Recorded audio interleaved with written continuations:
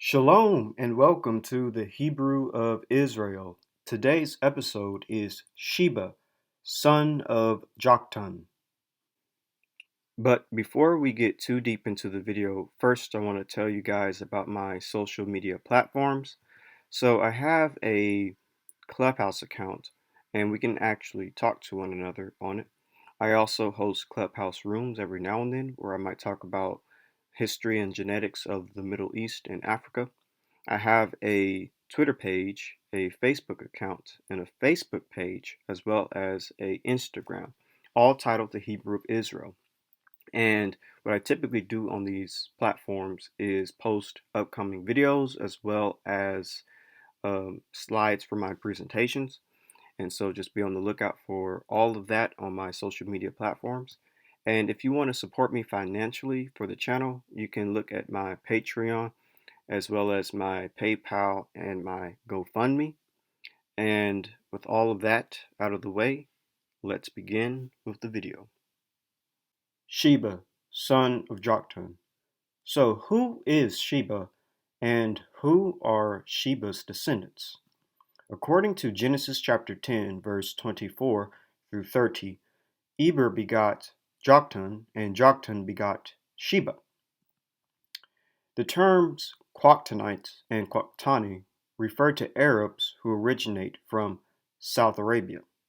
All Yemeni tribes trace their ancestry back to this Saba, either through Hamir or Kalan, his two sons. The Sabaeans. The Sabaeans were an ancient people of South Arabia. They spoke the Sabaean language, one of the old South Arabian languages. They founded the kingdom of Saba, which was believed to be the biblical land of Sheba, and the oldest and most important of the South Arabian kingdoms. This is from Britannia. Saba, biblical Sheba, kingdom in pre-Islamic Southwest Arabia, frequently mentioned in the Bible, notably in the story of King Solomon and the Queen of Sheba, and various cited by ancient Assyrian, Greek, and Roman writers from about the 8th century BC to about the 5th century AD. The Sabaeans were a Semitic people who at unknown date entered South Arabia from the north, imposing their Semitic culture on an aboriginal population. Excavations in central Yemen suggest that the Sabaean civilization began as early as the 10th through 12th century BC. By the 7th through 5th century BC, besides kings of Saba, there were individuals styling themselves Marukbibs of Saba, excuse me for my pronunciation, who apparently either were high priests, princes, or exercised some function parallel to the kingly function.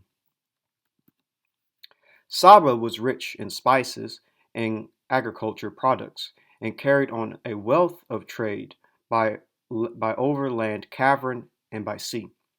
For centuries, it controlled Bab el-Mandeb, the straits leading into the Red Sea, and it established many colonies on the African shores. That Abyssinia, Ethiopia, was peopled from South Arabia is proved linguistically, but the difference between the Sabaean and Ethiopian languages is such as to imply that the settlement was very early and that there were many centuries of separation during which the Abyssinians were exposed to foreign influences. New colonies, however, seem occasional to have followed, and some parts of the African coast were under the suzerainty of the Sabaean kings as late as the 1st century BC.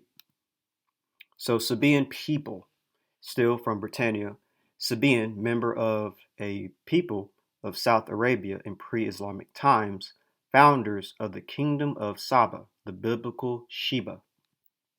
So Kingdom of Saba from World History Encyclopedia.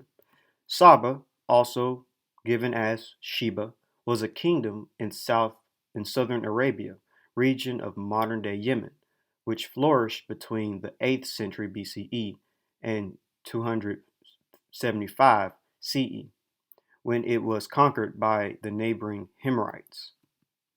The story then appears in the Ethiopian Kebir Nagast, which adds to it by having Solomon seduce the queen who gave birth to a son who later transported the Ark of the Covenant from Jerusalem to Ethiopia. The identification of the Queen of Sheba with the kingdom of Saba has led some to conclude that she was an Ethiopian queen from Central Africa, since there was a Saba in Africa, which seems linguistically or at least culturally associated with the kingdom in Arabia. So this is from Encyclopedia Britannica 1911, Sabaeans. It says Sabaeans, the ancient name of the people of Yemen, was Saba, and the oldest notice of them are in the Hebrew scriptures. The list of the sons of Joktan in Genesis 26 through 29 contains in genealogical form a record of peoples of South Arabia, which must rest on good information from Yemen itself. So the Baran Temple, the Temple of Baran, is a Sabaean temple near Mareb, Yemen, also known as Throne of Beliscus. The Barash Beliscus, which dates back to the 10th century BCE, harbors evidence that Queen Beliscus once actually lived. And forgive me for my pronunciations. What is known today as the Beliscus Temple is mentioned in ancient Sabaean inscriptions at Baran Temple, the home of the goddess Al-Khawam, which is a moon goddess. The inscription also mentions Damat Hamim, sun, and Athir, blossom, located some 600 meters west of the Awan Temple. It is associated with the Queen Beliscus, Queen of Sheba, mentioned in the Bible. Mereb is mentioned in holy books as the capital of the kingdom of Saba, the birthplace of 3,000-year-old civilization that left behind significant ancient ruins. The most famous of this is the throne of Queen Beliscus. The results of the German expedition showed that the temple went through two historical stages. The first stage extending from the second millennium BCE to the beginning of the first millennium BCE, and the second stage starting from 850 BCE to the end of the Sabaean dynasty. Professor of History and Civilization at Senia University, Abu al-Garith, said that the temple is considered to be the largest temple in Yemen before Islam, and it was a temple for worshiping the moon, the main god of the Sabaeans. The nearby Awan temple, also dedicated to the moon god Al-Khawam, located some 600 meters east of Baran Temple. It is one of the most famous monuments of the ancient kingdom of Saba, dating back to the first millennium BCE. Mareb, Yemen, virtually all modern scholars agree that Sheba was the South Arabian kingdom of Saba, centered around the oasis of Mareb in present-day Yemen. So here is the location where the Sabaean kingdom would have been. Basically, as they said, southern Arabia and Yemen.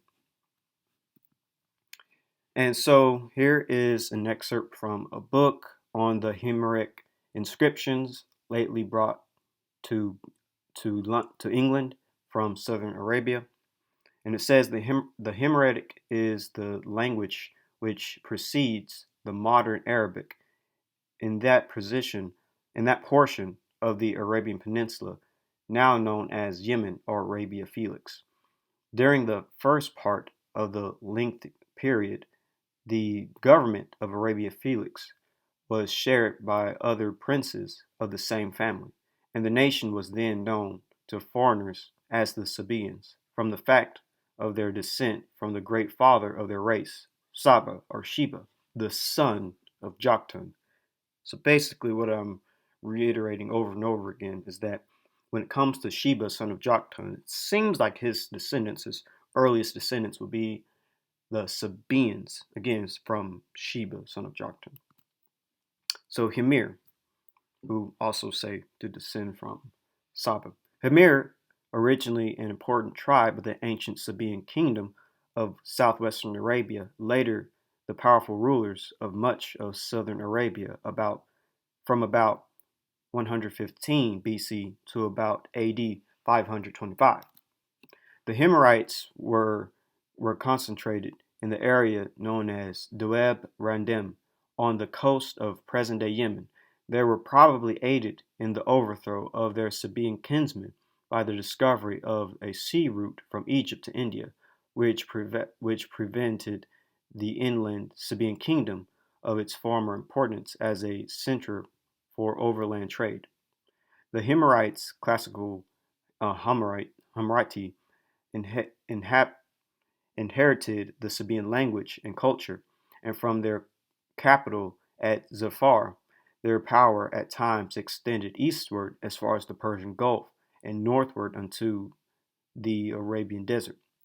At the beginning of the 4th century AD, the Mir capital was moved northward to Siena, and later to the century and later in that century both Christianity and Judaism gained firm footholds in the area. Their control over the production of frankincense and myrrh, non-Yemeni luxury commodities as various spices and condiments from southern Asia, and ostrich plumes and ivory from eastern Africa. The three most famous and largest of these empires were the Mandaean, the Sabaean, and the Himyarite, all of which were known throughout the ancient Mediterranean world. Their periods of ascendancy overlapped somewhat, extending from roughly 1200 BCE to 525 CE. So here is the Himyarite kingdom, again situated in southern Arabia and Yemen. So the descendants of Joktan, son of Sheba, are likely the Sabaeans, ancient southern Arabians. Their kingdom was literally called Saba. So who are the descendants of the Sabaeans today? One of the greatest tools we can use is language and archaeology. In a linguistic sense, we do see the movement of Southern Arabian Semitic languages into Ethiopia. Same goes for archaeology. We see similar Sabaean style architecture in Ethiopia as well. So Sabaean, also known as Sabic, was an Oximite language spoken in the kingdom of Aksum, present-day Yemen, Eritrea, northern Ethiopia, Tigray, and Afar, between 1000 BC and the 6th century AD by the Sabaeans. The Sabaean language belongs to the Southern Arabian and Habesha Semitic branch of the Afro-Asiatic family. And so when it comes to the Bayesian phylogenetic analysis of Semitic languages, which identifies early Bronze Age origin of Semitic in the Near East, it actually talks about how Semitic languages migrated into the Horn of Africa. It says the evolution of languages provides a unique opportunity to study human population history. The origin of Semitic and the nature of dispersals by Semitic-speaking populations are of great importance to our understanding of the ancient history of the Middle East and the Horn of Africa. Our statistical tests of alternative Semitic histories support an initial divergence of Akkadian from ancestral Semitic over competing hypotheses, e.g., an African origin of Semitic. We estimate an early Bronze Age origin of Semitic approximately 5,750 years ago in the Levant, and further propose that contemporary Ethio-Semitic languages of Africa reflect a single introduction of early Ethio-Semitic from southern Arabia approximately 2,800 years ago. So Proto-Semitic, as I just said, a 2009 study proposed that it was spoken 3,750 years ago, 3,750 BC in the Levant during the early Bronze Age. And then, of course, there's Proto-Cyanidic. And when it comes to Proto-Cyanidic, also known as Northern Semitic alphabet, is considered the earliest trace of alphabetic writing, and that the common ancestor of both ancient South Arabian script as well as the Phoenician alphabet, which led to many modern alphabets, including the Greek alphabet. But our focus is on the ancient Sabaean, or the ancient South Arabian script, which comes from Proto-Cyanidic, which comes from Proto-Semitic. So here's basically like a chart showing this with Proto-Cyanidic right here, Paleo-Hebrew, and then you have the Southern Arabian script, ancient North Arabian, and ancient South Arabian, which are the child systems of the parent system, Proto-Cyanidic. So South Semitic. South Semitic languages, it's part of the larger Afro-Asiatic language family. It's found in North and East Africa and Southwest Asia. Its subdivisions include modern South Arabian, Old South Arabian, and Ethiopian Semitic languages. And when it comes to ancient South Arabian script, languages includes Ge'ez and the Old South Arabian. And as you can see right here, the parent systems, Proto-Cyanidic, ancient South Arabian script. The child systems is Ge'ez, and it's a sister to the Phoenician languages as well, or the Phoenician alphabet as well. And then, of course, you have South Semitic and its divisions. So you have the western branch of South Semitic, which is Old South Arabian, possibly extinct, formerly believed to be the linguistic ancestors of the Southern Arabian Semitic languages. Modern South Arabian now being classified as East South Semitic. And then you have early Ethiopian Semitic languages, also known as Ethio-Semitic or Ethiopian Semitic, on the south coast of the Arabian Peninsula, and also found across the Red Sea in the Horn of Africa, mainly in modern Ethiopia and Eritrea. Then, of course, you have the eastern branch of the South Semitic, which is the modern South Arabian. And these languages are spoken mainly in small minority populations in the Arabian Peninsula, specifically in Yemen and Oman. And then, of course, when it comes to Old South Arabian, it's also known as Yemenite, is a group of four closely related extinct languages spoken in the far south portion of the Arabian Peninsula. They were written in the ancient South Arabian script. And then, of course, here's the linguistic classification. So you have Afro-Asiatic, then Semitic, then West Semitic, then South Semitic, then Central Semitic, then Old South Arabian. So you see it's sort of like a tree. And then you have the subdivisions, which is Sabaean and many others. So the ancient South Arabian script is a branch of the Proto-Cyanidic script in about the 9th century BCE. The earliest inscription in the script date to the 9th century BCE in the northern Red Sea region of Eritrea. This is very interesting. And so again, Ethiopian Semitic comes from the South Semitic, specifically from the Western branch. And so when it comes to Ethiopian Semitic or Ethio-Semitic, is a family of languages spoken in Ethiopia, Eritrea, and Sudan.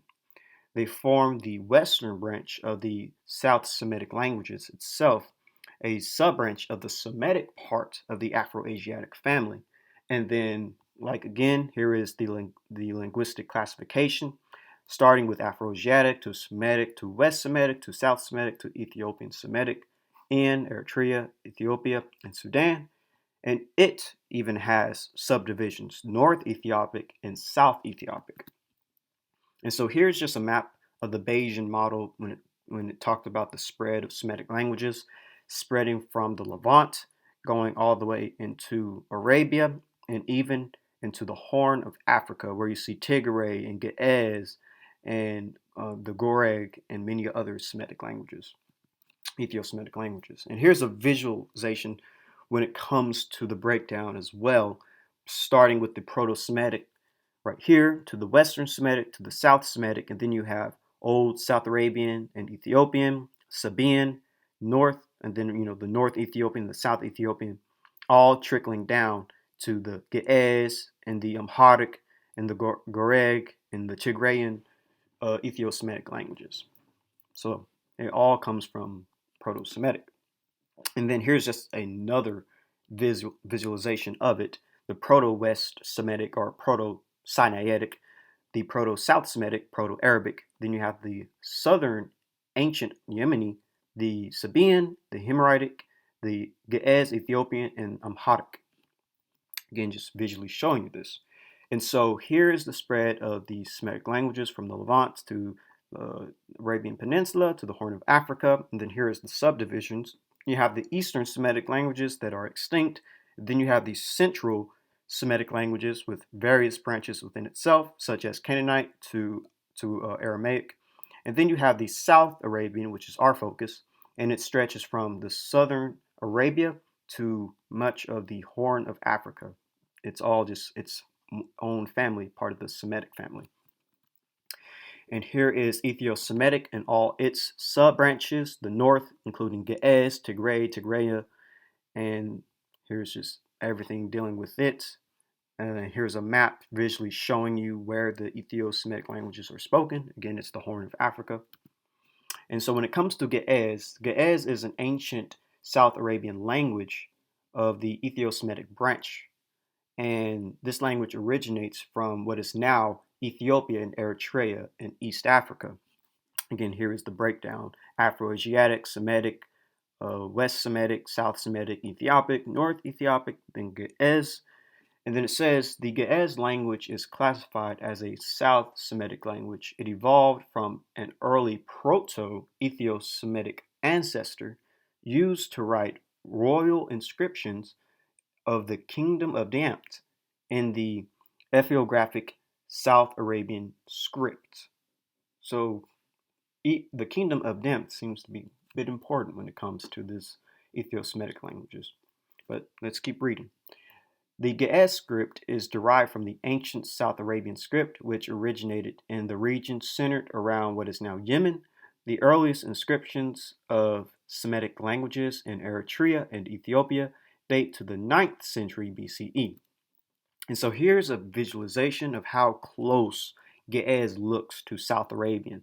And so here are all the letters of Ge'ez in yellow, and here are all the letters of South Arabian in red.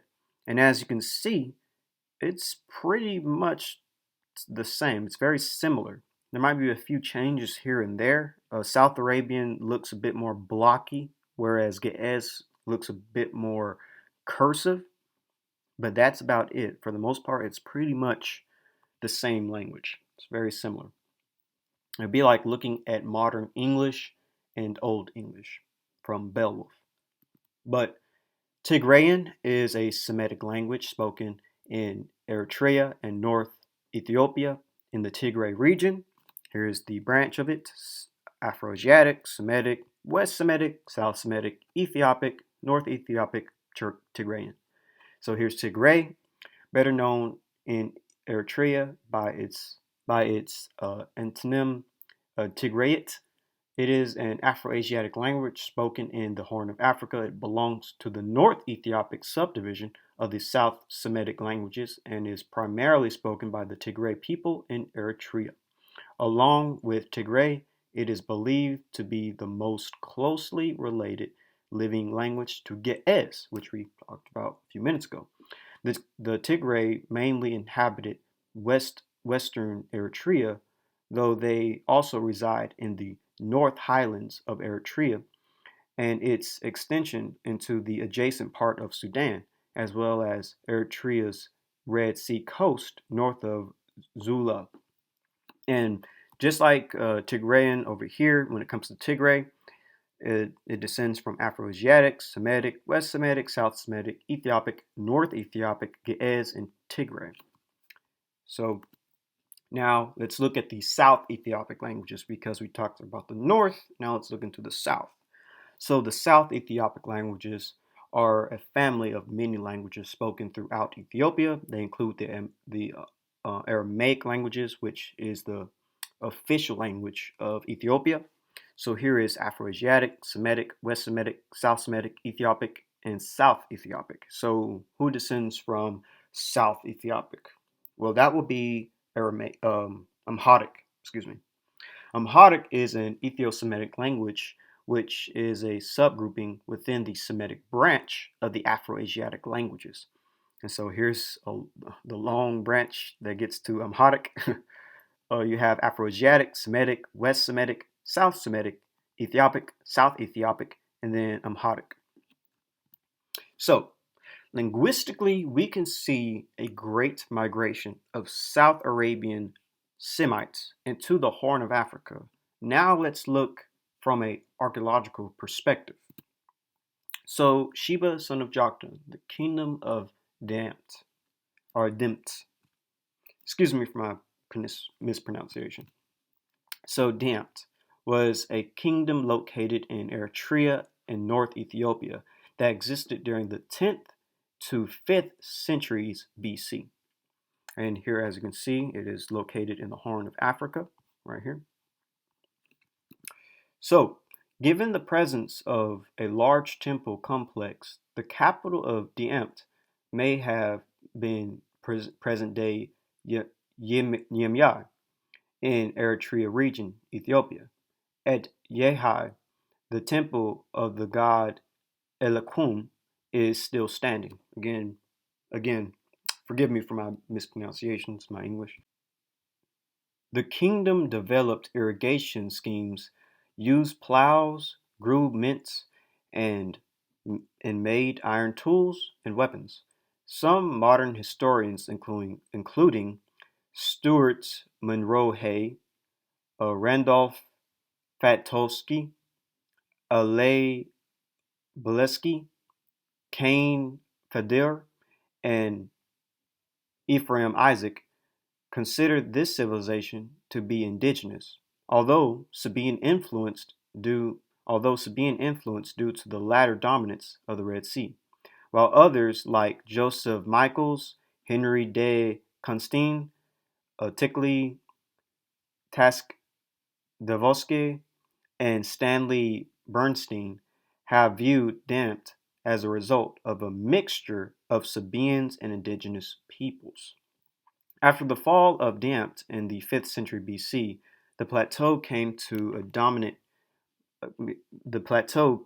to be dominated by fewer unknown successor kingdoms. This lasted until the rise of one of these polities during the 1st century BC, the Oxmight kingdom, the ancestor of medieval and modern day Ethiopia. As, as Aksum was able to reunite the area. So this is the name of the moon god Al-Khawam. Uh, again, sorry for the mispronunciation, but this was the temple of the moon god at the ancient Yemenite kingdom in Saba. He was worshipped also in the kingdoms of Diampt and the Oximite and the Eritrea in North Ethiopia. Just wanted to show what that inscription looked like, the Sabaean inscription. But anyways, the kingdom of Demet.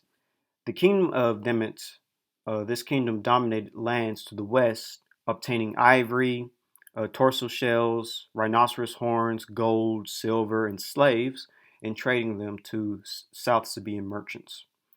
Sometime between the 8th and 6th century BCE, pastoralism and then agriculture developed in northern Africa and southwestern Asia, and as the population grew, an ancient tongue spoken in this region, fissured into the modern languages of the Afroasiatic, formerly Himito-Semitic family.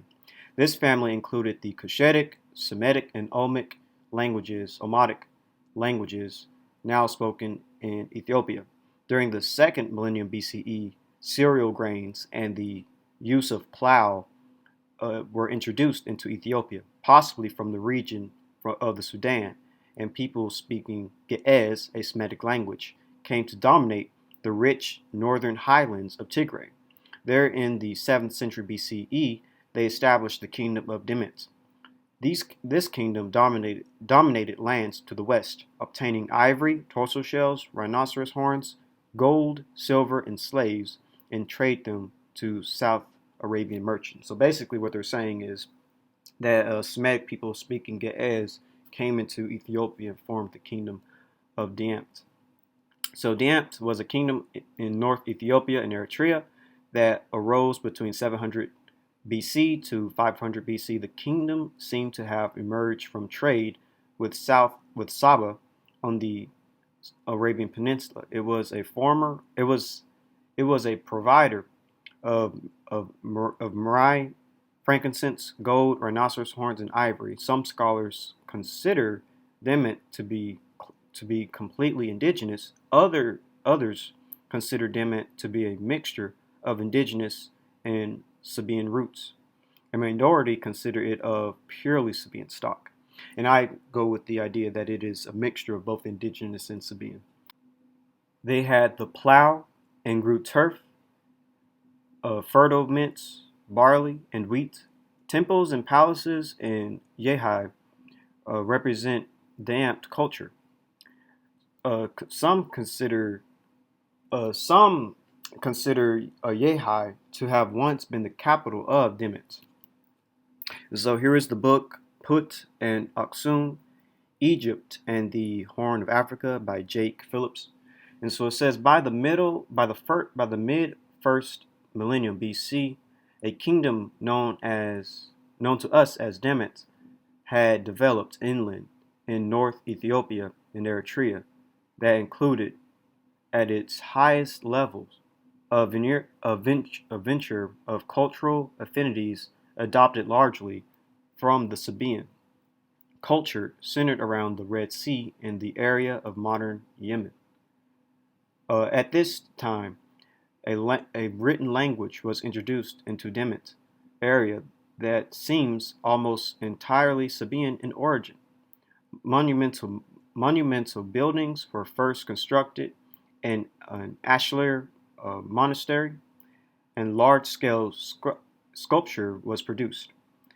The center of the Yemen culture seems to have been at Yehi, modern North Ethiopia, where a magnificent Ashlar block temple still stands due to its later conversion into a church. And so here is another great paper to read about the Yehi temple.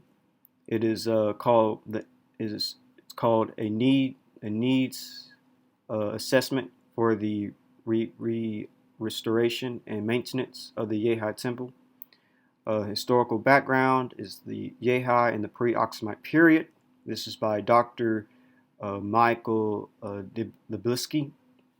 Again, excuse me for mispronunciations, but the temple at Yehi is but one composite of a very large pre-Oximite settlement complex. The complex also includes a burial area of subterranean tombs, an elite residential area with monumental structure, and a large area of domestic settlement, where the common class of society had their homes. The Pre-Oximite period began in the early first millennium BC and is marked by the appearance of nucleate settlements, complex stratified societies and kingdoms, monumental architecture, metal production, and writing. Many archaeologists believe that the Pre-Oximite period began when small groups of South Arabians, who for centuries earlier had been involved in economic and cultural contacts with people in the Horn of Africa, immigrated across the Red Sea to establish trade settlements. Immigration from South Arabia was more likely to have been a trade diaspora and may have been an effort to develop more direct and intensive relationship in the symbolic trade network that linked societies on both sides of the Red Sea since at least as early as 1500 BC. Archaeological evidence suggests that an initial South Arabian settlement involved small groups of immigrants, establishing trade centers, often associated with temples near Alvum valleys and broad fertile plains, where plow agriculture and irrigation could be practiced. By circa 600 BC, the settlement of Yehi had become perhaps the most important pre-Oximite center in the highlands of Eritrea and Tigray. By this time, the processes of agriculturation had resulted in the development of a policy called Dimit, Dimit in Sabaean inscriptions, and Yehi may have been its capital. Dimit rulers held the Sabaean titles of Melek, king, and Mekrebi, unifier, or federator. A number of the inscriptions also mention names of elites in Demit society who had come to Maghreb, the center of the kingdom of Saba in Yemen, and suggested that Demit society was organized into clans. It appears that Demit was closely linked economically with the Sabaean Federation of South Arabia, which controlled maritime trade in the South Red Sea region. Demit culture shows strong connections to Sabaean and related Arabian cultures in terms of its archaeological construction techniques, art styles, religious ideology and symbolism, political structure, and the script used in royal text. At the same time, however, Demit culture also shows characteristics of the indigenous culture of the region in terms of its pottery and stone tool industry. Demit, as a amalgam of Ethiopian and South Arabian characteristics that resulted from a long period of economic, social, and political interaction among populations that were linked in the Red Sea trade network. The decline of Demit appears to have begun by circa 400 BC and coincides with the collapse of the Sabaean Federation and its loss of economic dominance in the Red Sea trade network. During the period from 400 through 300 BC, Demit settlements in northern Ethiopia began to decrease in size and number as their political and economic importance declined. The collapse of Demit was followed by a period of political and cultural fragmentation and transformation in the region, an era now termed the Proto-Oximite phase. The temple at Yehi is perhaps the best surviving example of Sabaean-style temple architecture in the world. In terms of stone dress construction techniques and decorative elements applied to the walls, the Yehi temple is nearly identical to Sabaean temples as that of Al-Wan at Mareb in Yemen and those of related cultures in southern Arabia. So here is the Yehi temple, and basically what they're implying is that the Demit kingdom is a pre-Oximite kingdom which will eventually roll into the Proto-Oximite, and these people will be a mixture of indigenous and Sabaean people, which I actually agree with. So now let's look into the Queen of Sheba. So the Queen of Sheba, in Arabic, Belisquis, Ethiopian, Madika, according to Jewish and Islamic traditions, ruler of the kingdom of Saba, or Sheba, which we just talked about, in southwestern Arabia. And now we know that it wouldn't just be southwestern Arabia, it will also be the Horn of Africa. It will be both sides of the Red Sea. This is from Britannia, by the way. The Queen of Sheba appears as a prominent figure in the Kibir Nagas, Glory of the Kings, the Ethiopian national epic and foundation story. According to this tradition, the Queen of Sheba visited Solomon's court after hearing about his wisdom.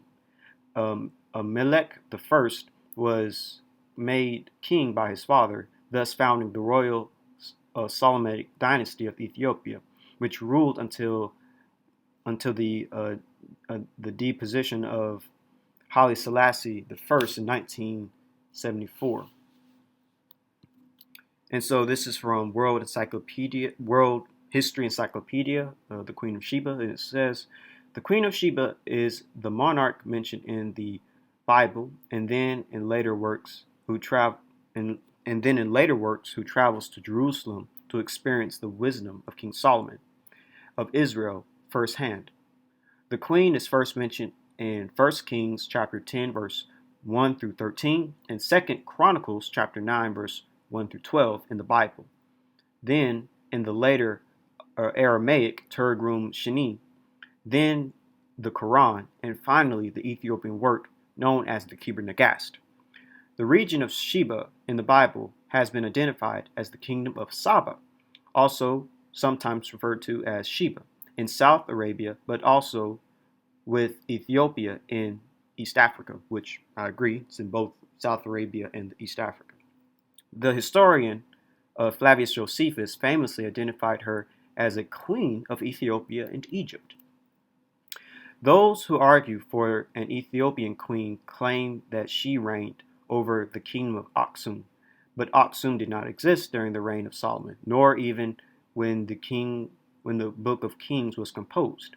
Aksum only existed as a political entity 100 through 950 CE. It supplemented or evolved into a later kingdom known as Demet, which was influenced by the Sabaean culture of South Arabia. Demet flourished between the 10th and 5th centuries BCE from the capital of Yehi, but little else is known about the culture. Sabaean influence is evident in the temple to the moon god Al-Khawam, the most powerful Sabaean deity, which still stands. Scholars are divided on how much the Sabaean influenced the culture of Demet, but the existence of the temple and linguistic similarities indicate a significant Sabaean influence in Demet, which I agree. The books of First Kings and Second Chronicles relates the story of the queen's visit, and it is upon this work, according to the biblical tale, once Solomon became king, he asked his God for wisdom in ruling his people. First Kings chapter 3, verse 6 through 9. God was pleased with this request and granted it, but also added riches and honor to the king's name, which made Solomon famous from beyond his borders. The Queen of Sheba heard of Solomon's great wisdom and the glory of his kingdom and doubted the reports. She therefore traveled to Jerusalem to experience it for herself.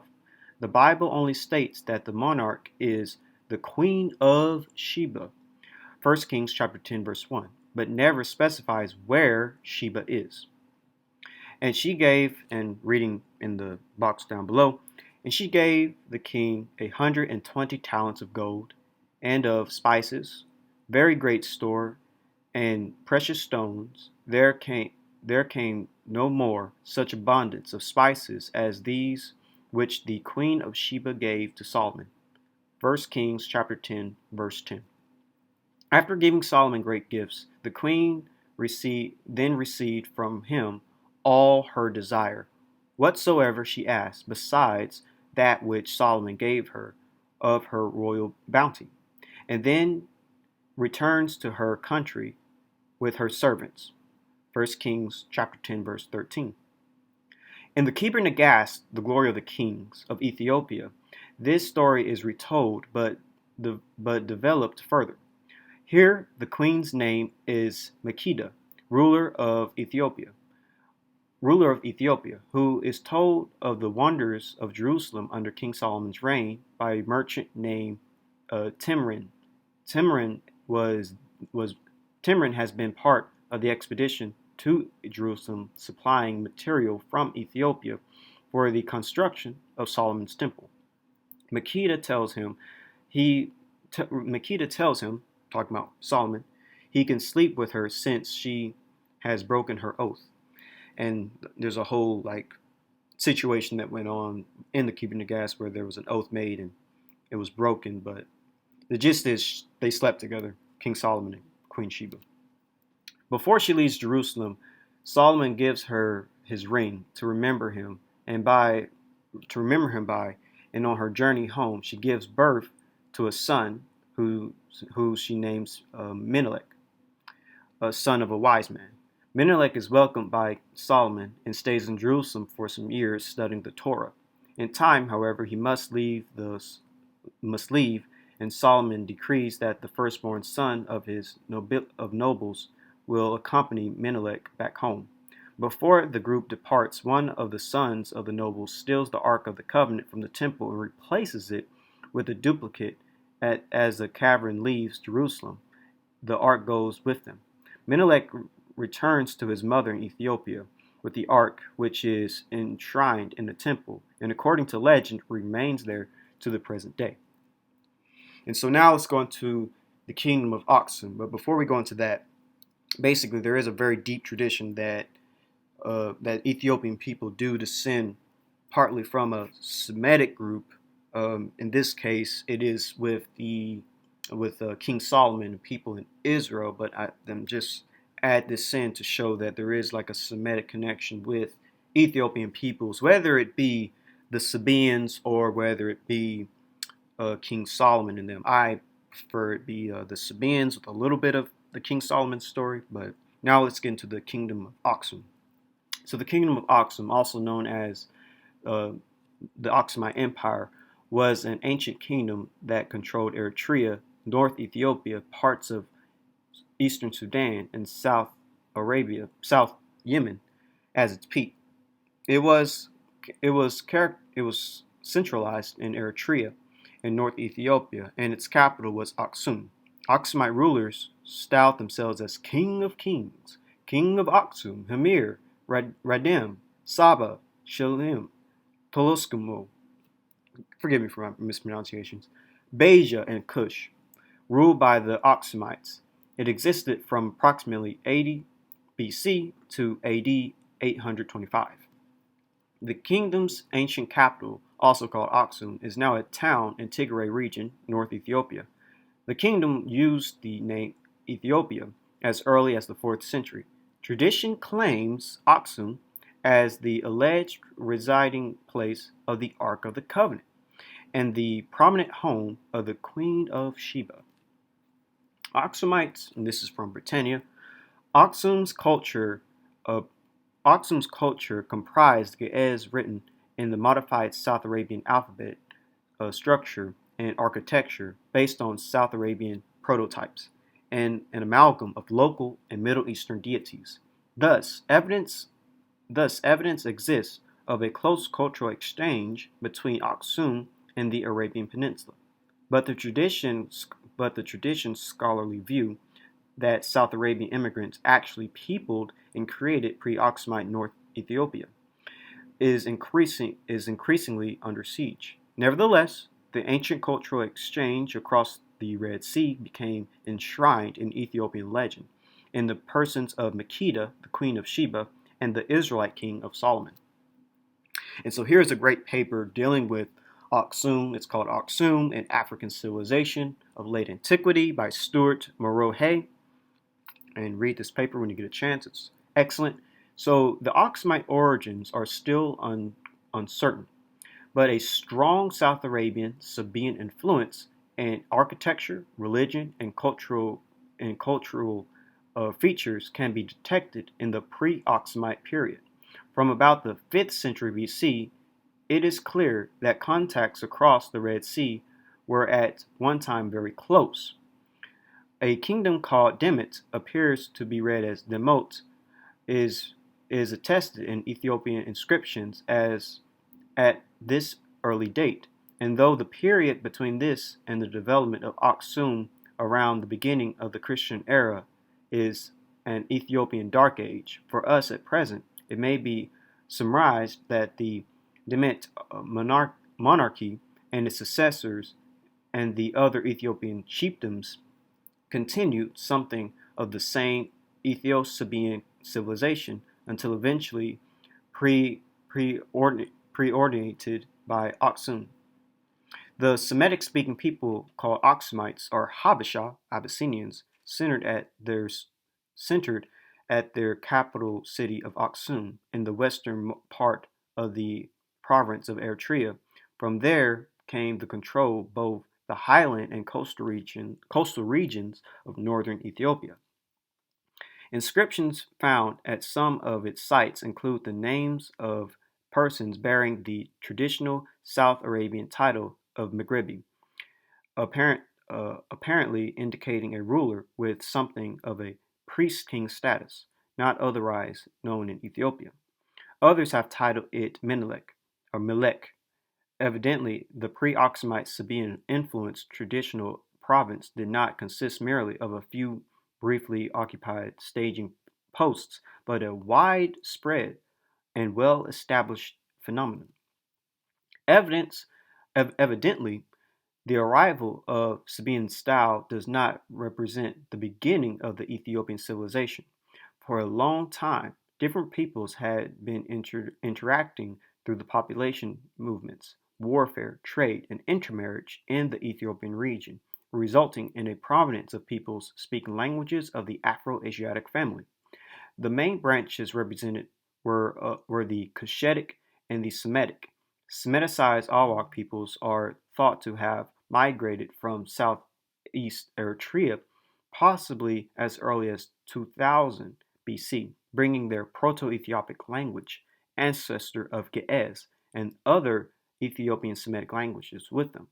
And this and other groups had already developed specific cultural and linguistic identities by the time any Sabaean influence arrived. Features such as dressed stone buildings, writing, and ironworking may have been introduced by Sabaeans, but words for plow and other agricultural vocabulary are apparently of Awak origin in Ethiopian Semitic languages, indicating that the techniques of food production were not one of the Arabian imports. At Matara and Yehai, for example, archaeologists have distinguished phrases represented by pottery types which seem to owe nothing to South Arabia, but do have Sudanese affinities. The Italian archaeologist Fredo Fetezic, who is partly who is partly interest who is particularly interested himself in this study, has suggested that pre-Oximite culture might owe something to Nubia, specifically a C group Kerma influence, and later to Moreau. And if you want to know more about Nubia and the C group, Kerma, and the Sudanese, as they mentioned, refer to my video, Eber and Zurad, who are the descendants of Cush, son of Ham, because this is very interesting. It's sort of implying that there was a mixture of Semitic and basically Sudanese peoples. So refer back again to Eber and Zurad, who are the descendants of Cush, son of Ham. And by the way, Eber is the father of Joktan, and we'll touch more on stuff like that later. But back to the study. Worsening ecological conditions in the savanna Sahel belt might have introduced certain peoples to move from plains and lowlands up to the plateau in the second half of the second millennium BC, bringing with them certain cultural traditions, evidence for early trade activity to regions across the Red Sea, from eastern Sudan and Ethiopia has at about this time had been noted by Zirins, 1988, with reference to the Assyrian trade.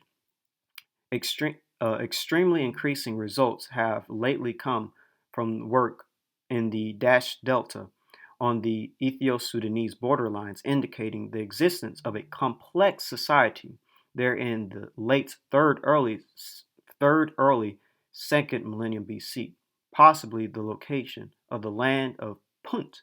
There reinforces this suggestion.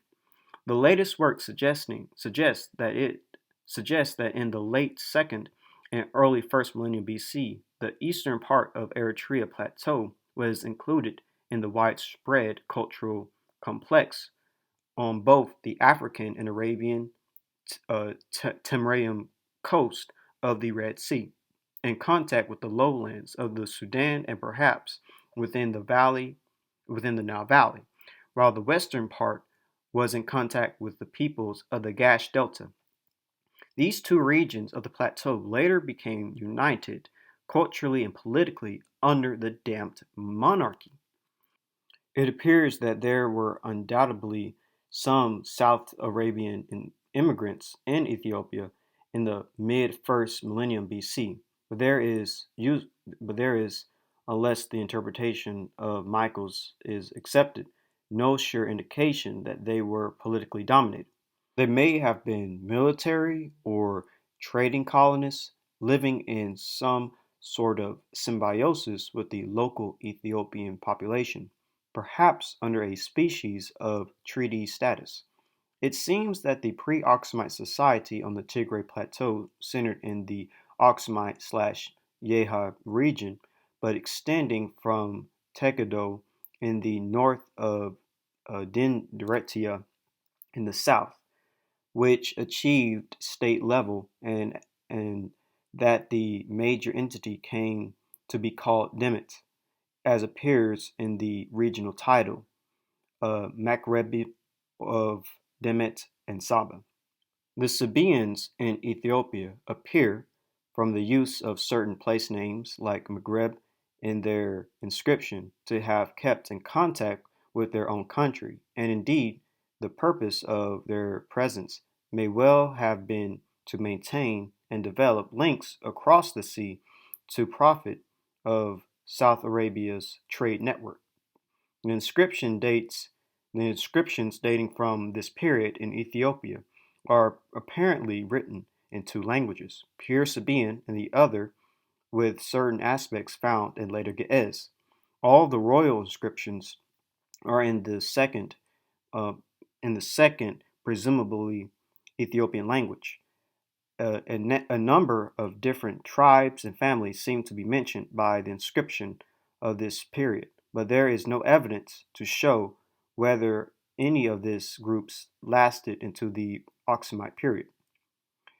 Uh, Julian Pendry, most recent 1987 proposal results in a radical different view of the Ethiopian/South Arabian context, weighting up the evidence from all sides, particularly aspects of material culture and linguistic slash uh, paleogeographic information.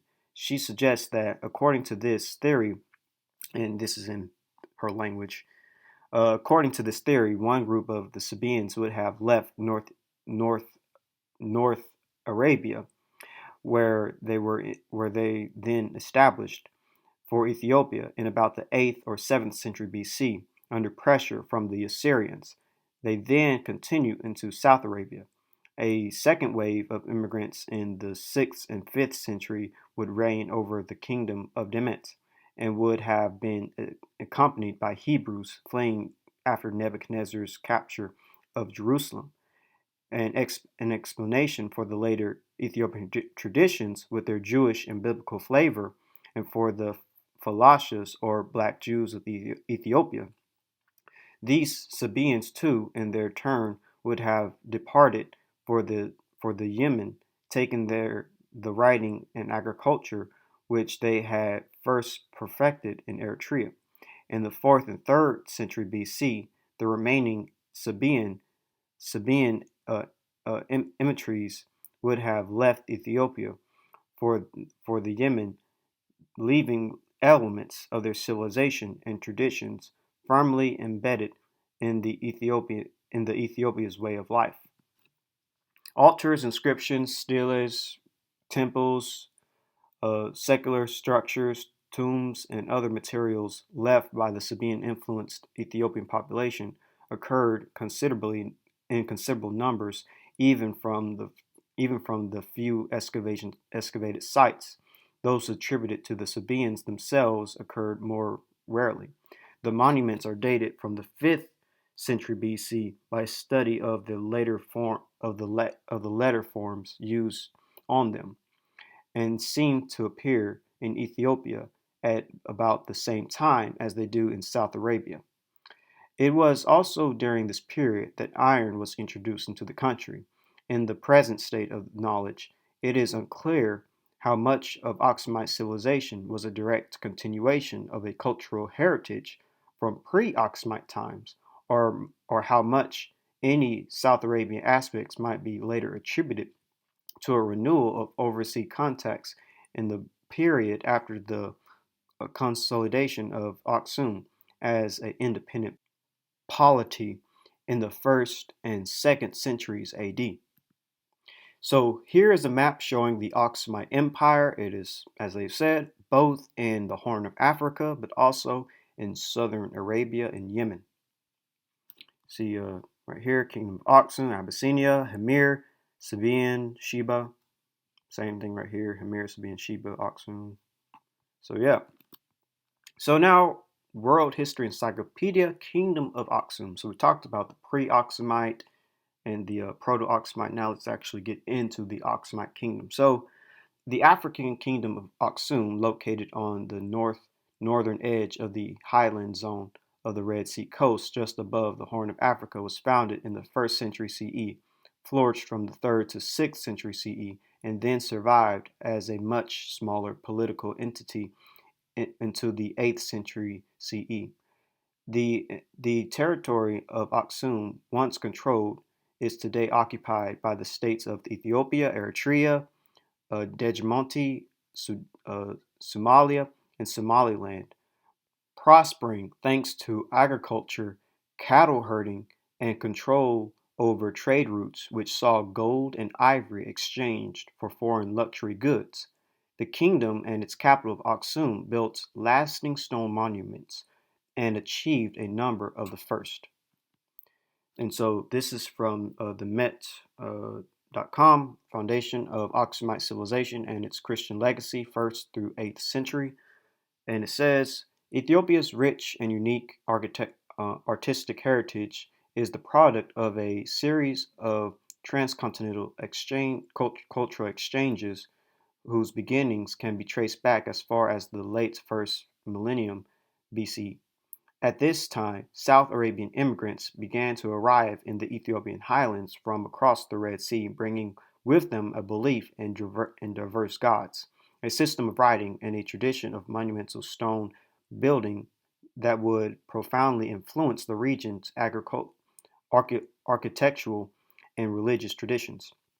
The famous, the famous early manifestation of this influence, still extant, is the 60 by 50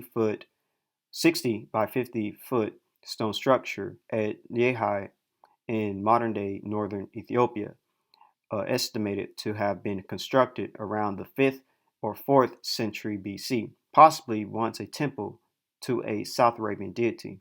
This rectangular building was constructed by 10-foot sandstone blocks fitted together without a use of mortar. Located approximately 30 miles southwest of Yehi, the fertile Hashbo plain, where Oxmite civilization originated, began to be populated in the 4th to 3rd centuries BC.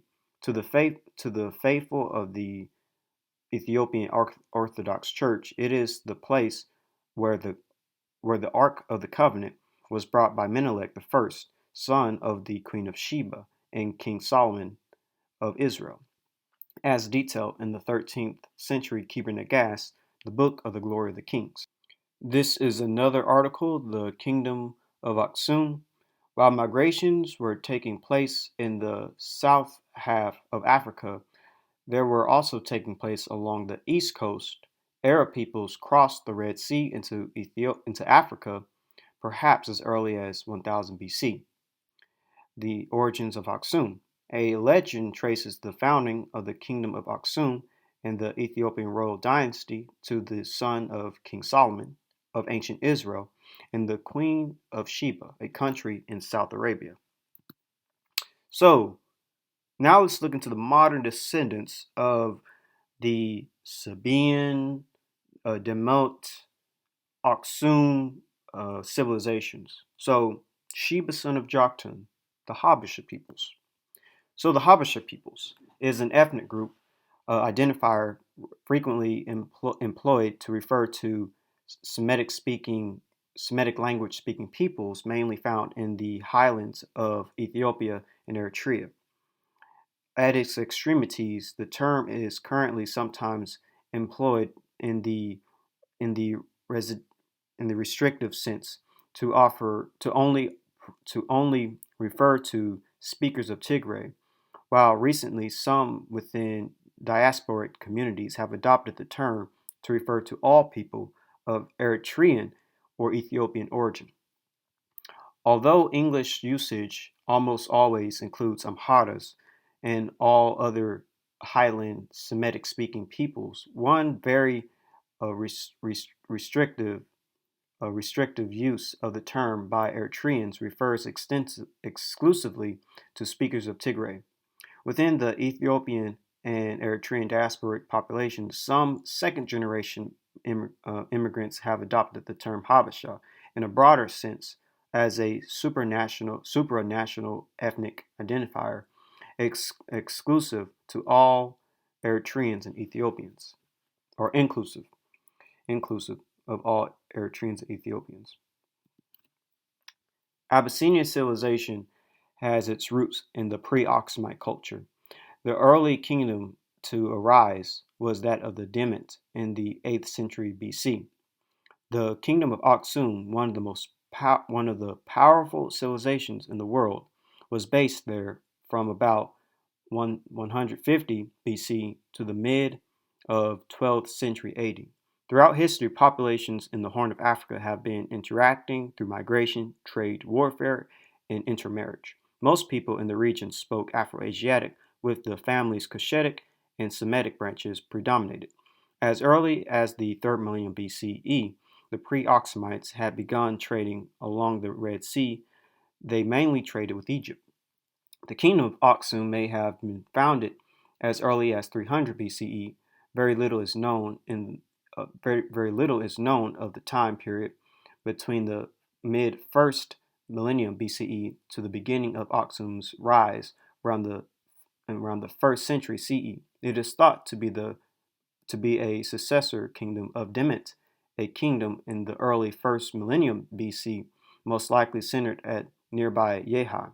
The kingdom of Aksum was situated in northern Ethiopia and Eritrea, with its capital city in northern Ethiopia. From its capital, Aksum commanded the trade of ivory. In exchange for Aksum's goods, traders bids many kinds of cloth, jewelry, metals, and steel for weapons. At its peak, Aksum controlled territories as far as southern Egypt, east of the Gulf of Aden, south of Omo River, and west of the Nubian kingdom of Moreau. Their descendants include the present-day ethnic groups known as the Amhara, Tigrayans, and the Goreg peoples.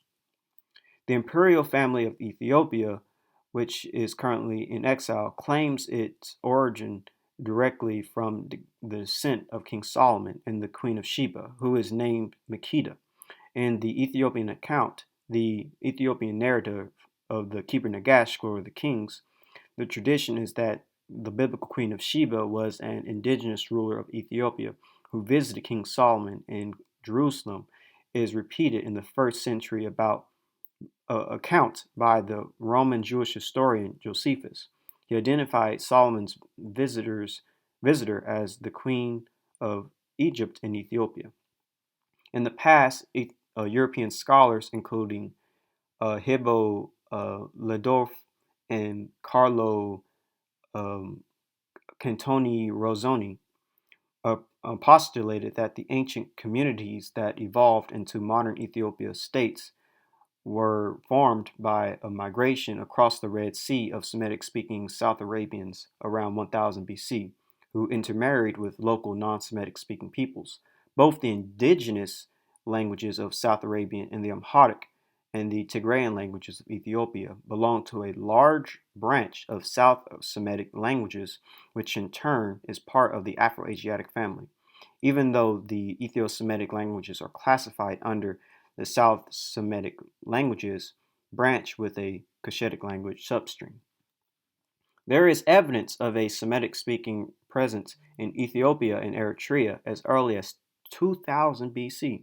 There is also evidence of ancient South Arabian communities in modern day Ethiopia and Eritrea in certain localities, attested by some archaeological artifacts and ancient Sabaean inscriptions in the Old South Arabian alphabet. However, Stuart Moreau points to the existence of an older Demit kingdom prior to any Sabaean migration, 4th or 5th century BC. Archaeological evidence has revealed a region called Saba in North Ethiopia and Eritrea. It is now referred to as Ethiopian Saba to not avoid to avoid confusion. Before the 20th century, the Sabaean theory was the most common one explaining the origins of the Habesha. They said that at the early epoch, South Arabian tribes, including one called Habeshet, immigrated across the Red Sea from Yemen to Eritrea.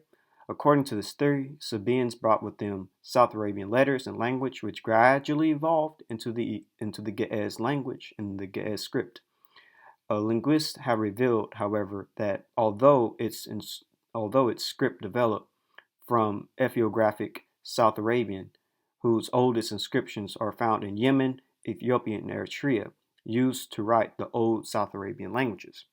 And down below, as you can see, you have an ancient understanding that there was a people known as the Habeshet in Yemen, in South Arabia, that crossed into the Horn of Africa, where the Habesha people descend from. And so Ethiopia and Sudan are among the main areas linguists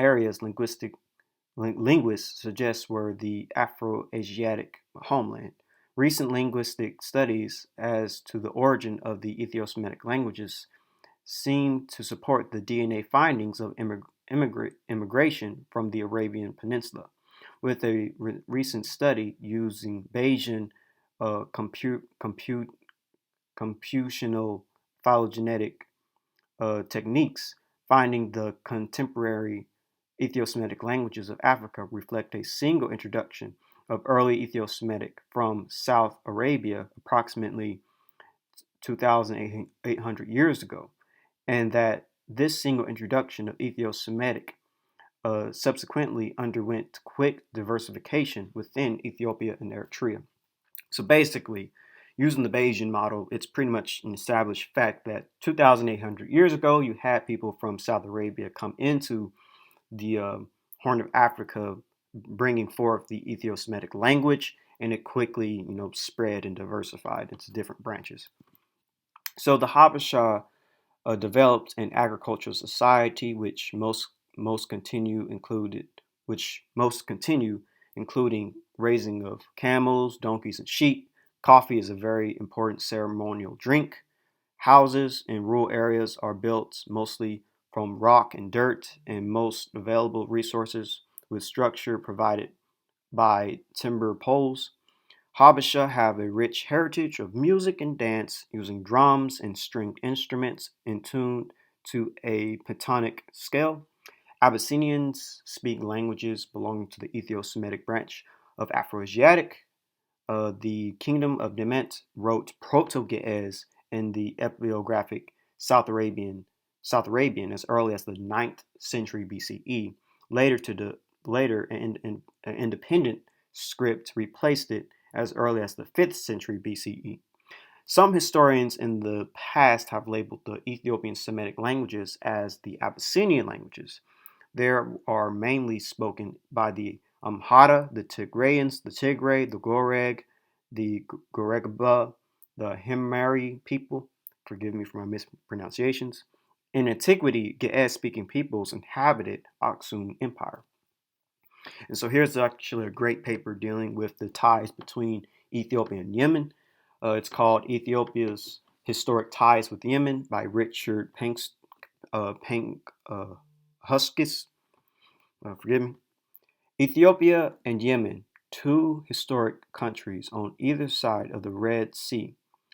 The Gulf of Aden had been in contact since almost the dawn of time. The highlands of the Yemeni and Ethiopian regions, as the archaeologist David Philipston notes, have much in common physically and environmentally. They form part of a wider region which Wilter Regging observes has not very close geographical, climate, zoological, and botanical connections, but also cultural links, which have also been equally at times exhibiting exceptionally strong.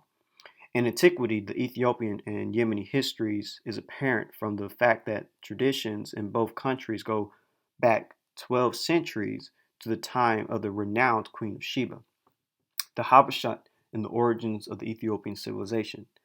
And an intimate relationship between Ethiopia and Yemen in ancient times have been postulated from the fact that several places and clan names, as well as inscriptions in the South Arabian language Sabaean, are found in both countries.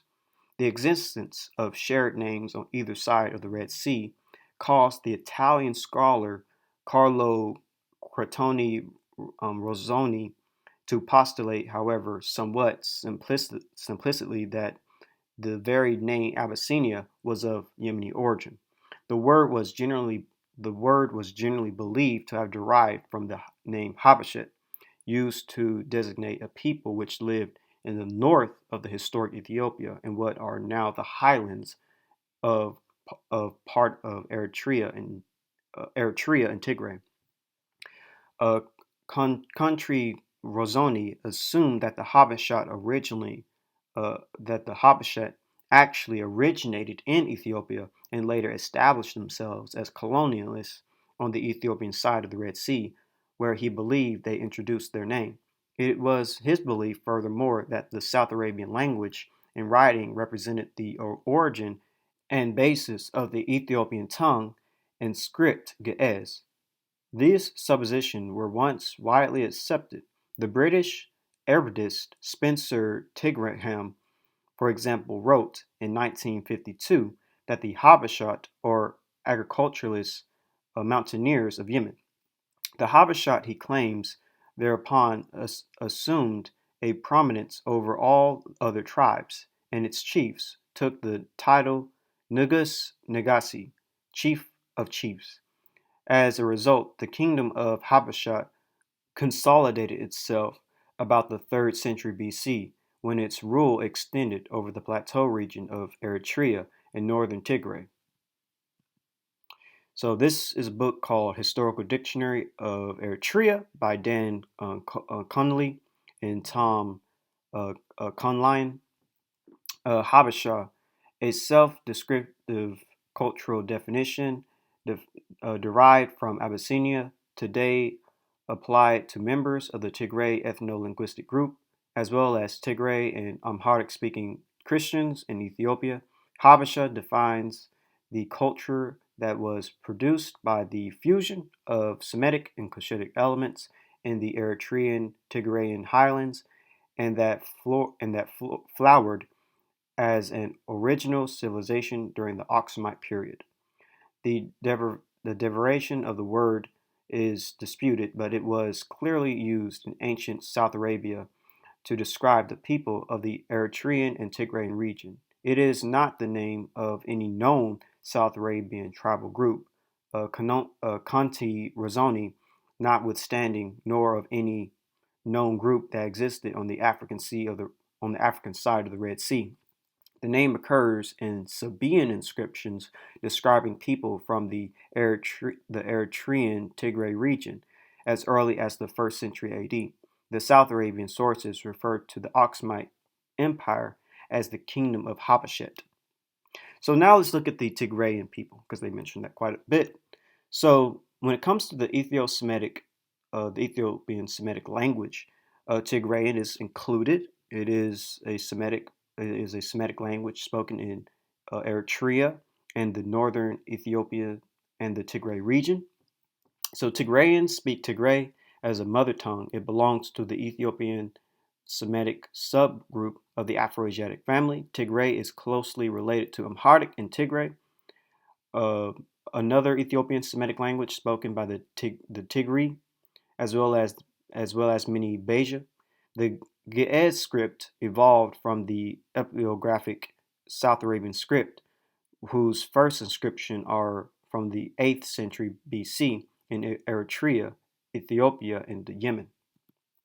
The majority of Tigrayans trace their origin to early Semitic-speaking peoples, whose presence in the region dates back to at least 2000 BC, based on linguistic evidence. So Tigrayans are, again, a Semitic people going back to 2000 BC. And 2000, the second millennium BC, expanding to the years 2000 through 1001 BC, in the ancient Near East is marked by the transition of the Middle to the Late Bronze Age. So it's very ancient.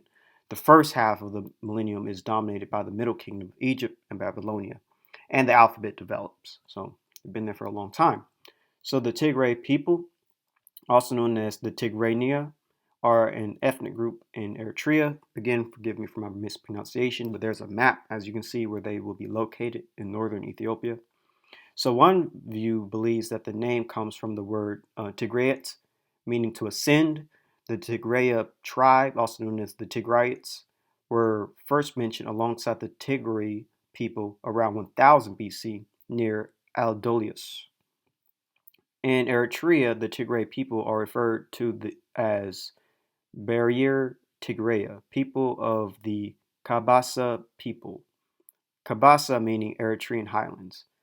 Both the Tigraya and Tigray tribes in Eritrea are very close kin to ethnic group Tigrayans in Eritrea, Ethiopia.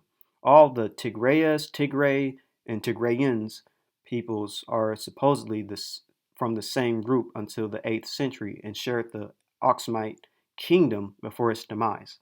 The Tigrayans in Tigray abandoned the declining kingdom of Aksum, and the Tigraya people built the kingdom of Medri Habiri in Eritrea by Bahiri Nagasi, and the Agwa built the Zagwa dynasty in Ethiopia by Moreau Gebestorso of Hamasien. Forgive me for my pronunciation. The oldest settled pastoral and agricultural community lived in Oion, the village and towns near Osmir, around 800 BC. The language known as Tigray was believed to be spoken in the region around 1000 BC. Dimnit was believed to be home to the settled community in southern Eritrea and northern Ethiopia from around 8th century BC to 4th century BC. So this is from my Encyclopedia.com, still dealing with the Tigray. The Tigray, the Tigrayi, and the Tigrayan have a history that goes back before the time of Jesus Christ.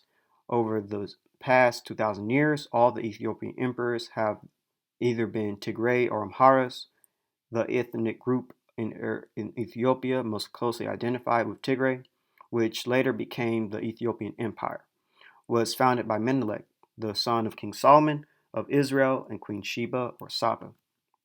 Tigray, the language spoken in Eritrea, is from the Semitic family of languages and is related to Arabic, Hebrew, and Aramaic, the language spoken by Jesus Christ. And so this is from Britannia, Tigray. Tigray, or Tigraya people of central Eritrea and of the Eritrea region in northern Ethiopia. The Tigray speak Tigraya, a Semitic language related to Ge'ez and the Tigray, the language of a separate people, the Tigray people, inhabiting northwest Eritrea. The Tigray are descendant of a Semitic people, again, who intermixed with Cushitic inhabitants in the region and founded the Christian kingdom of Aksum, which had its capital in the historic region of Tigray. And so Tigray in Eritrea, this is from JoshuaProject.net. The Tigray people are related to the Amhara and Tigray people of Ethiopia and Eritrea, who together make up the Habashians. These people trace their origins back to Shem, the oldest son of Noah. They left present-day Yemen and settled on the African side of the Red Sea, inhabiting the Nile Delta and all land east of the valley down to the Ethiopian highlands.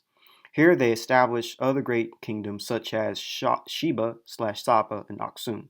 After the Middle Ages, they soon split into three tribes: Amhara, Tigray, and Tigrayans, with their own languages that all derived from Ge'ez, their ancient language.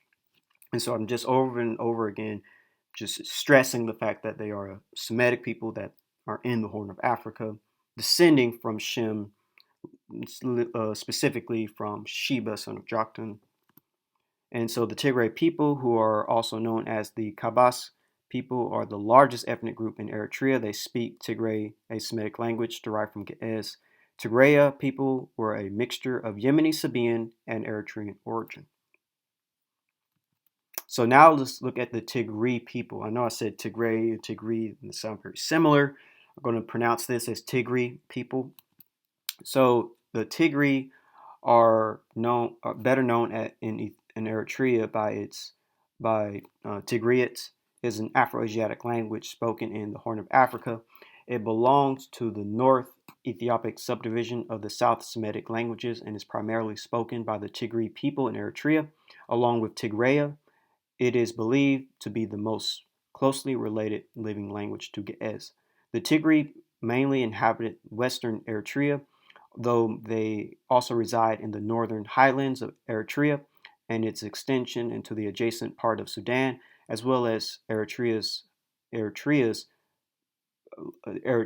Red Sea coast north of Zula. So Tigray are a nomadic agro-pastoralist community living in the northwestern and coastal highlands of Eritrea. The Tigray speak the Tigray language, which belongs to the Semitic branch of the Afro-Asiatic family. The Tigray are closely related to the Beher Tigraya of Eritrea, as well as the Beja. The Tigray languages is an Afro-Asiatic language of the Semitic branch. The Tigray, like Tigraya, it is a member of the Ethiopian Semitic group and is similar to the ancient Ge'ez. The Tigray people language and their area of inhabitation should not be confused with that of the Tigrayans, who live in the northern Ethiopia, and the Behiran Tigraya, who live in the central Eritrean highlands, both of which speak varying dialects of Tigraya, a closely related Semitic language.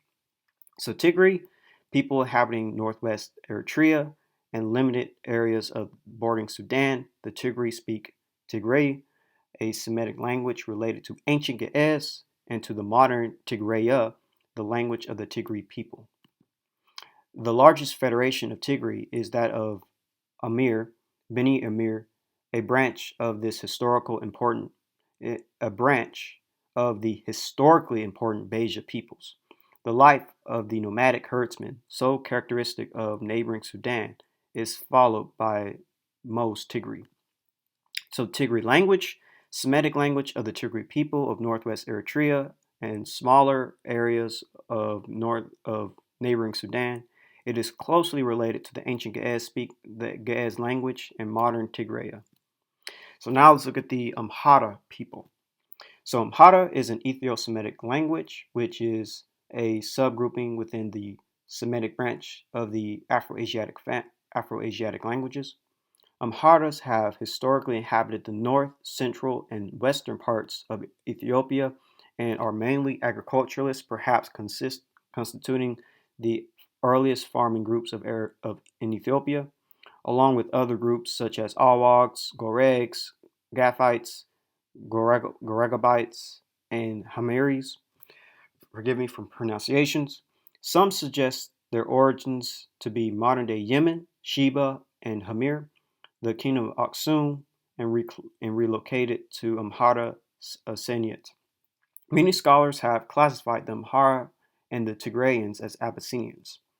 And so this is a book, Encyclopedia of Africa, that deals with the Amhara. The Amhara, one of the two largest ethnic groups of Ethiopia, occupies central and western Ethiopia. Traditionally, the Amhara have been the country's dominant people.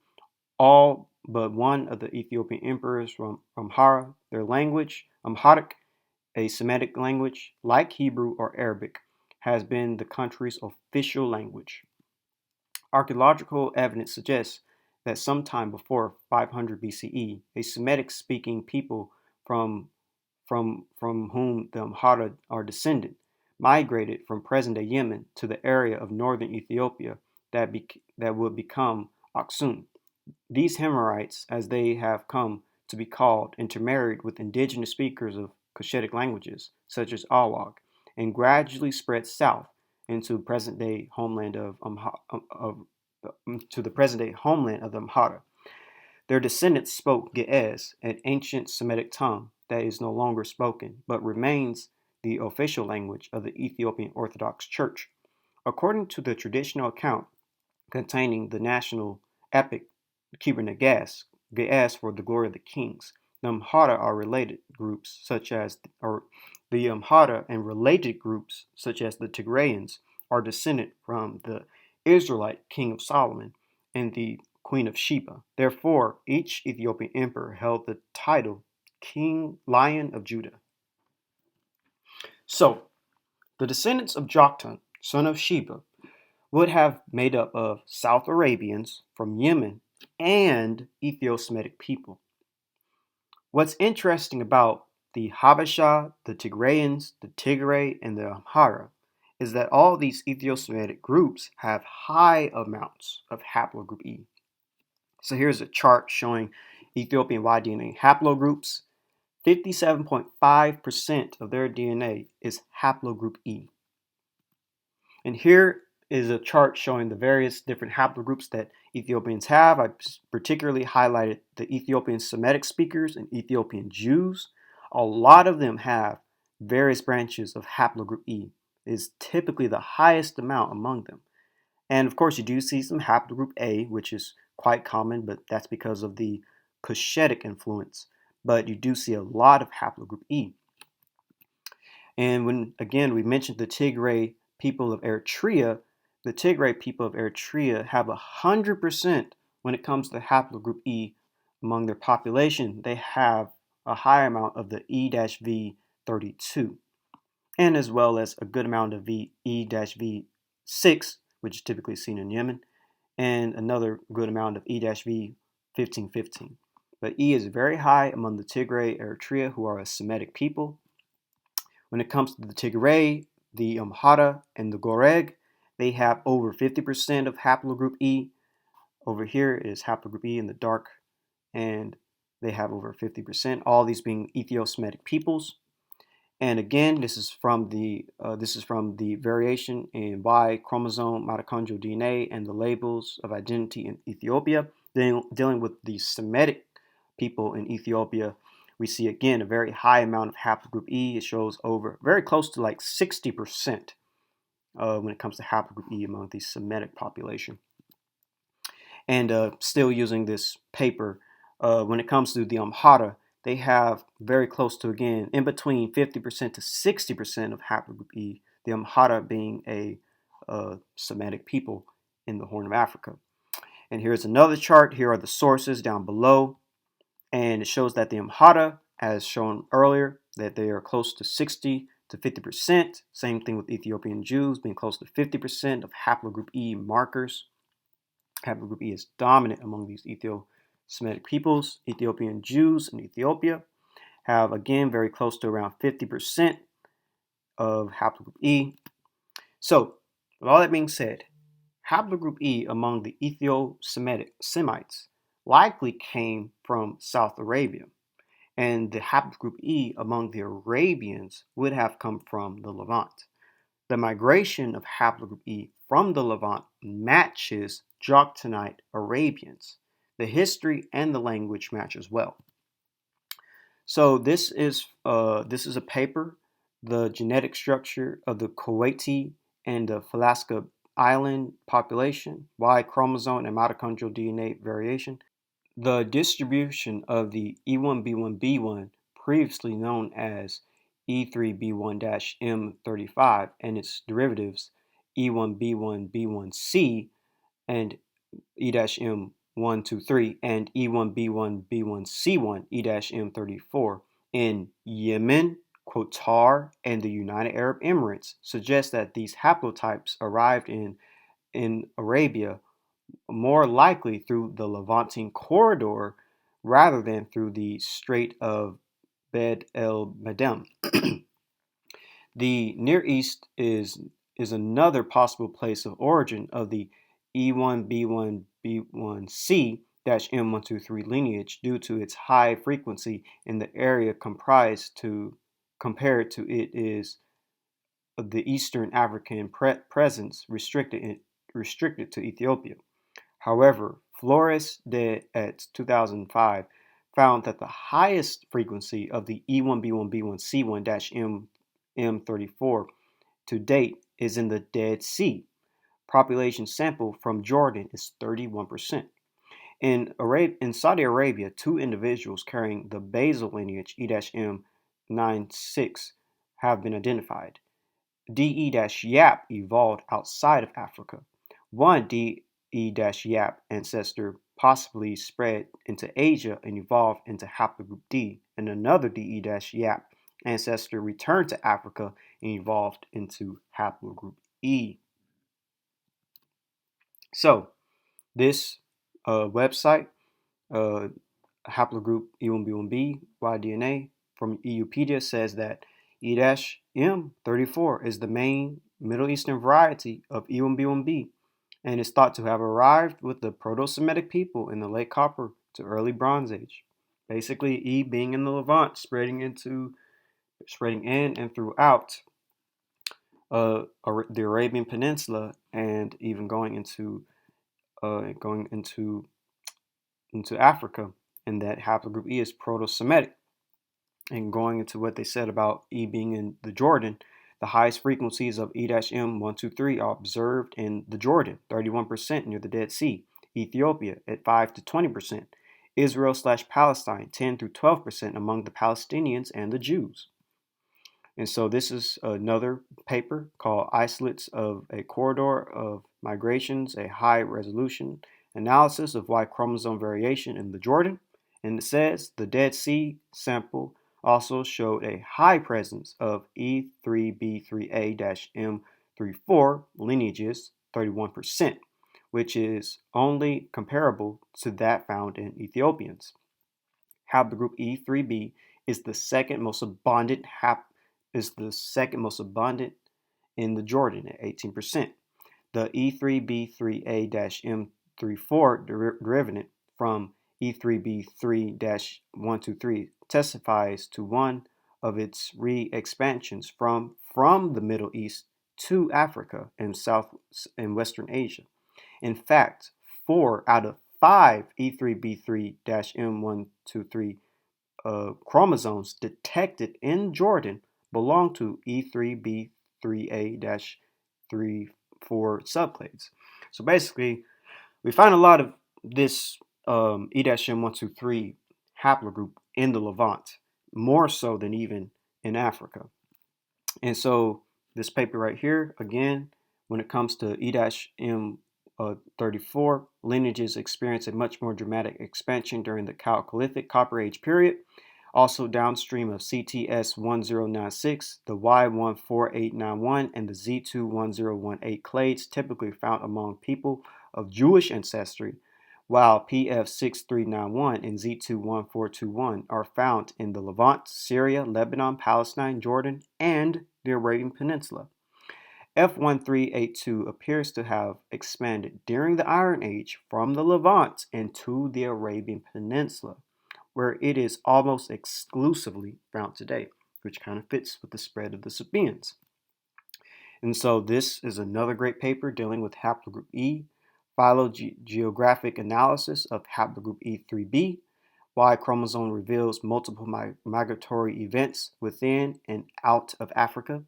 And so it says E-M34 chromosomes were more likely introduced in Ethiopia from the Near East. So this branch of E came into Ethiopia from the Middle East. And so it says, although frequency distributions of E-M34 could suggest that East Africa was the place in which the haplogroup arose, two observations point to a Near Eastern origin. One, Within Eastern Africa, the haplogroup appears to be restricted to Ethiopia, since it has not been detected either in neighboring Somalia or Kenya, present study, or Sudan. So it's not found in Somalia or Kenya, Sudan. It's only in Ethiopia, which is interesting because that's what we were talking about, where we find these Ethio-Semitic peoples. But anyways, continuing with the study, it says, by contrast, E-M34 chromosomes have been found in a large majority of populations in the Near East so far analyzed. E-M34 chromosomes from Ethiopia show lower variants than those from the Near East and appear closely related in the E-M34 network. If our interpretation is correct, E-M34 chromosomes could have been introduced into Ethiopia from the Near East, which fits quite well with the Sabians. And this paper called Y Chromosome Haplogroup E, Their Distribution and Implication to the Origin of Afro-Asiatic Languages and Pastoralism, it says, the Yemeni, Saudi Arabia, and Oman populations, on the other hand, form a Near Eastern group. The link between the Yemeni and Omani populations with Afar and Shio populations from Eritrea could be attributed to the geographical proximity and possibly past genetic history. The Shio and Afar populations of Eritrea tend to cluster with the Near Eastern or Arabian populations. Interestingly, populations from Egypt, Tunisia, and Ethiopia, Ethiopian Jews, assumed an intermediate position between the Near East and between the East African and the Near Eastern clusters. A branching of the network may once again represent an episode of human migration that carried the haplogroup E-M35 and its subclades further to the western coast of the Red Sea, to Yemen, Oman, and Saudi Arabia, and concurrently down to southern Africa as part of a more recent Y chromosome movement out of Africa migration episode. The PCA and MDS display similarity in similar interesting grouping of the Afar and Shio populations in Eritrea with their Near Eastern Arabian populations, and conjure up the genetic relationship of the two sides of the Red Sea. The arrival of the E-M35 and derived subclades, for example, E-M123/E-M34, which we just talked about, to Arabia appears to be strongly linked to the expansion into East Africa, North Africa, Europe, Southern Africa, an event that has been related to pastoralism. So it's interesting. They're basically saying that these branches of E, such as E-M35, E-M123, E-M34, they came from the Near East into East Africa and spread, and these these haplogroup E markers brought pastoralism, which is interesting because that's what we see as well with the Sabians. They bring a type of pastoralism and their own type of culture. But not only that, we also see that these Horn African populations are indeed related to these populations in Yemen and Oman and Saudi Arabia, which also have haplogroup E. If you want to know about that, look at my video that I did called Joktan, son of Eber, that actually talks about and shows that various Arabian populations have haplogroup E as well. So continuing the study, it says, although most of the data sets in our study define the deep ancestry of the phylogeny, they still shed some information on our interpretations of recent phenomena, such as the current genetic history of the E haplogroup and an implication to the origin and spread of Afro-Asiatic languages and to the history of pastoralism.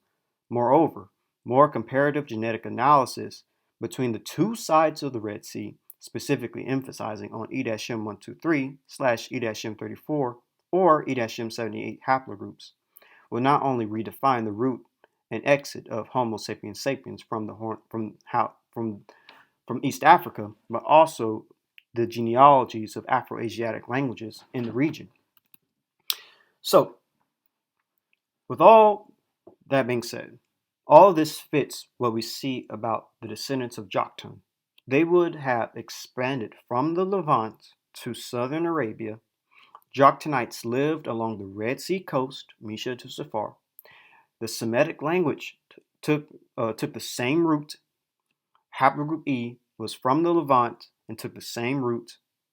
Southern Arabians have haplogroup E. Southern Arabians also have Natufian and Levantine ancestry. Natufians are the ancestors of Semites. Furthermore, these Southern Arabian groups migrated into Ethiopia. And in Ethiopia, we find Semitic languages, haplogroup E, and oral histories, as well as archaeology, that prove that they descend from Southern Arabian peoples. As the scriptures say in Genesis chapter 10, verse 24 through 30, specifically reading verse 30, and their dwelling place was from Mesha to Safar, and their dwelling place was from Mesha as you go towards Safar, the mountain of the east. This is dealing with the descendants of Joktan. And then if you look at the branch of Semitic languages, beginning in the Levant, going into the Arabian Peninsula and the Horn of Africa, same thing with haplogroup E, expanding and originating in the Levant, spreading into the Arabian Peninsula and the Horn of Africa. Just visualizing this for you. And the fact that people on the western part of the Arabian Peninsula have the highest amount of Natufian ancestry when it comes to the F group, as you can see right here. They have high amounts of Natufian ancestry. And the Natufians, of course, are the ancestors of Semites.